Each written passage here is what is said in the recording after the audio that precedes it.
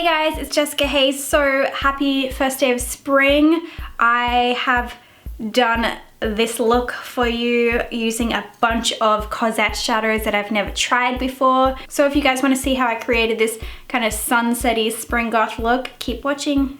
So I was feeling a little uninspired today, and then I remembered I have these incredible palettes from Cosette in my possession now. I actually haven't used any of them on myself yet, but as you can see, I have used a few of these champagne-y and kind of neutral ones on clients, and they're incredible, of course.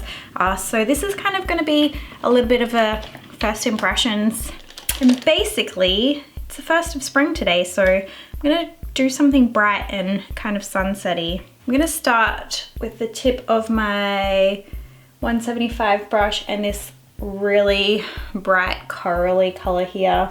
I'm just gonna start building that in the crease. Really don't have a plan yet. We're just gonna kind of wing it. So this color, you can tell already by using just a fluffy brush, it's very, very pigmented. I'm gonna use this massive fluff brush. This is 165 from Cosette. I'm just gonna use it blank just to get rid of those little kind of skipping lines right there. I actually might pick up some of this yellow color, and I'm gonna use that to buff the color. Oh, I like that. So like I said, I really didn't have much of an idea of what I was going to do with this look, and already I can definitely tell it's coming out a lot more colored than I normally do with my looks, but I'm totally cool with that. I like this a lot already. It's almost like the cool undertones of the yellow toned down the transition of the bright orange through the crease of the eye. I'm gonna go back in with that original color, deepen that up a little bit through the crease. So everything in the Cosette line is 100% vegan, including their incredible brushes, which you've all seen me use a zillion times before. I was kind of hoping for more of a, like a shade maybe in between these two. Maybe I'll just mix them. So I'm gonna mix those two colors that I was just looking at and use it on the lid of the eye. Right now, I'm at that panicky phase where I'm like, this looks like shit, I need to save it, but I haven't lost hope yet. I'm going to add some red underneath the eye. This is Capital D Blood Milk. Just going in with the edge of that brush, didn't add anything to it, but I'm just gonna buff along that line right there. I think I'm gonna use on the tip of this brush this red color right here. So I was kind of wishing that this liner was a little more reddish rather than plummy, but I'm really hoping that this just sorts itself out. I think that's pretty common, especially when you're doing looks that are kind of a little bit different. It's like you look at it halfway through and you're like, oh, I don't know, is this even gonna work? You know, it's not a familiar look. So I think that I actually feel this way every time I ever use color on my face. I'm gonna grab that color and I'm going to add that to the outer crease of the eye, just right in here, just to deepen it up a little bit. Go back in with that big fluffy brush and just do like little circles along this line here so it's nice and diffused. Grab that yellow color and same brush and just buff underneath the eyes as well. Buff that kind of down into the highlight region of the face. Almost like a little bit of a yellowy blush look, which super duper reminds me of my Insta friend Ash Meredith. She kills the yellow blush game.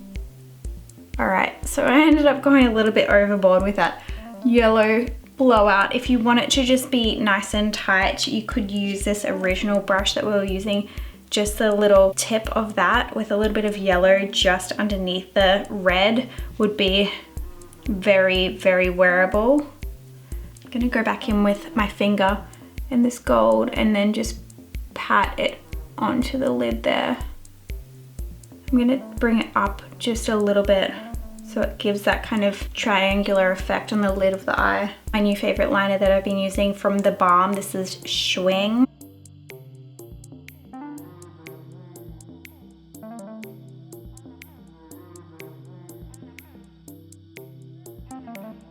There's something about this liner that I just find it incredibly easy to be able to get perfect wings with it. You can also go back in with the foundation brush that you were using and just lightly tap it over the blush as well, just to make sure that it all melds in with the skin. Thrive Cosmetics mascara.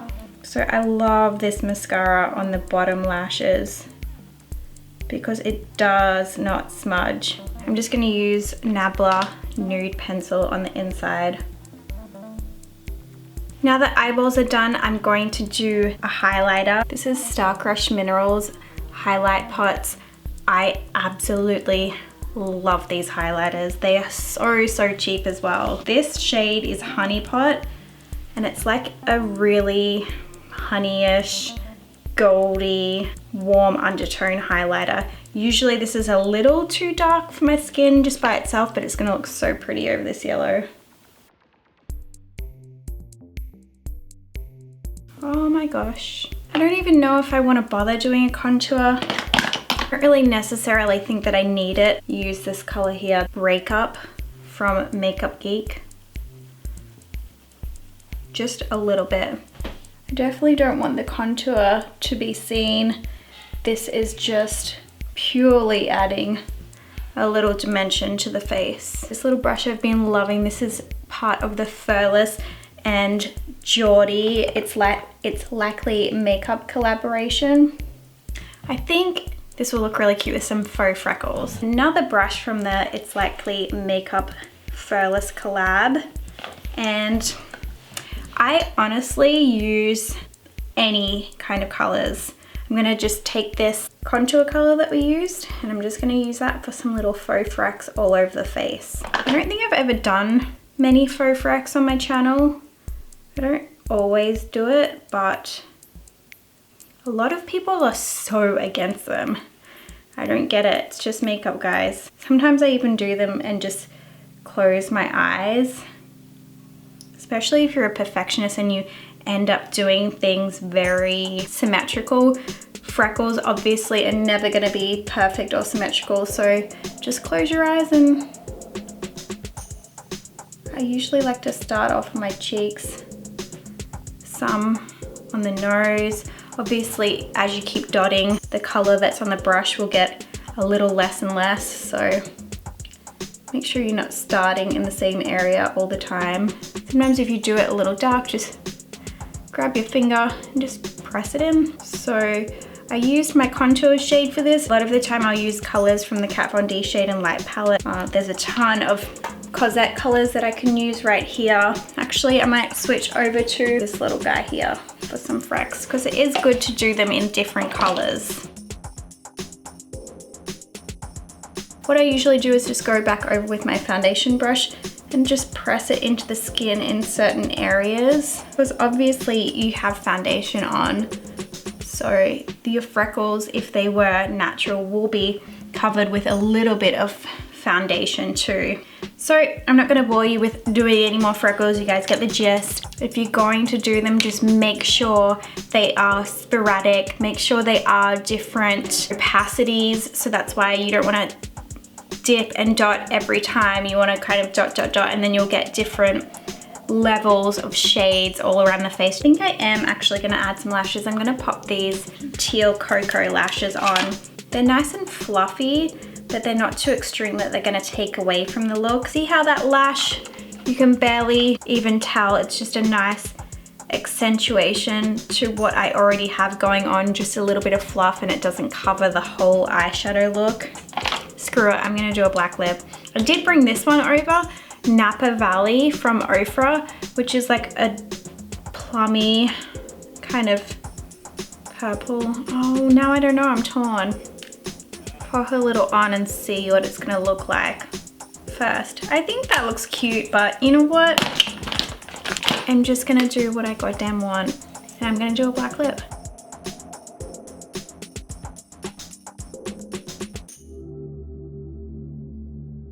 I've totally overdrawn my lips. I can go back through with this little magical elf eraser.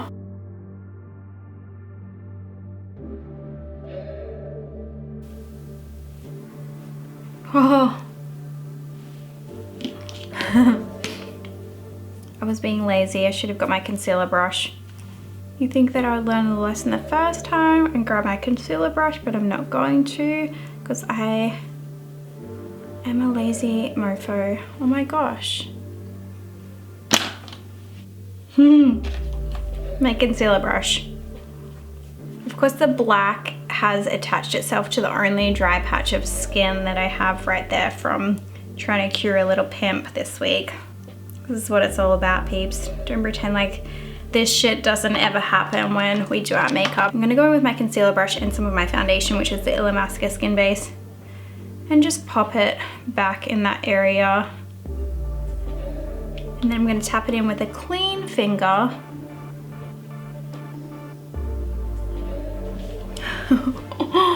My lips are so overdrawn, but I love it, I don't care.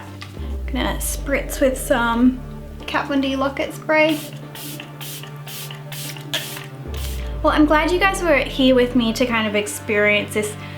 As I said, I wasn't feeling super duper inspired when I started this, and then, you know, obviously I'm inspired by all of these colors in my Cosette palette, and just know that there is literally a meme written about it. No, I've talked about it before. It's just that weird kind of creative process that you go through where you're like, all right, cool, this is good. Oh my gosh, I hate this.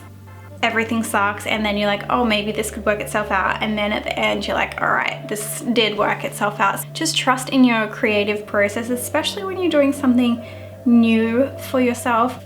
And obviously when you're doing anything artistic, stuff happens. Like, you know, I had black lipstick smeared all over my foundation, and then my black lipstick smeared into my freaking dry skin. So anyways, I'm going to stop rambling, and I hope you all have an amazing week. Thank you so much, as always, for tuning in, and I'll see you guys soon for my next video.